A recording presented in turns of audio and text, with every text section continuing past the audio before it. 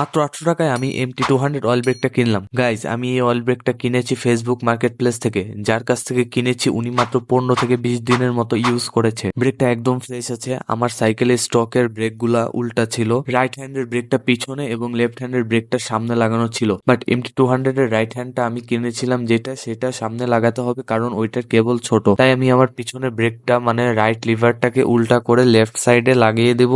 But guys, এইভাবে লাগানোতে দেখতে পাচ্ছি পিছনের ব্রেকে অয়েল প্রেসার পাচ্ছে না। আমি মনে করেছিলাম হয়তো আমার ডিস্কে কোনো প্রবলেম হয়েছে, এজন্য নিউ ডিস্কও লাগিয়ে, বাট কাজ হয় নাই। আমি অনেক চিন্তায় ছিলাম, বাট পরে আমার মনে পড়লো উল্টা করে লিভারটা ইউজ করা তো অয়েলের প্রেসার পাচ্ছে না। এজন্য আমি আবার পেছনের ব্রেকটাকে সোজা করে আবার রাইট সাইডে এন্ড MT200টাকেও সোজা করে বাট অন্য সাইড করে লেফট হ্যান্ড সাইডে লাগিয়ে দিই। এরপর ব্রেকের প্রবলেম সলভ। বাট সামনের ব্রেক ধরতে একটু প্যারা হয়, এজন্য একটা MT200 লেফট লিভার পেলে কিনে ফেলবো।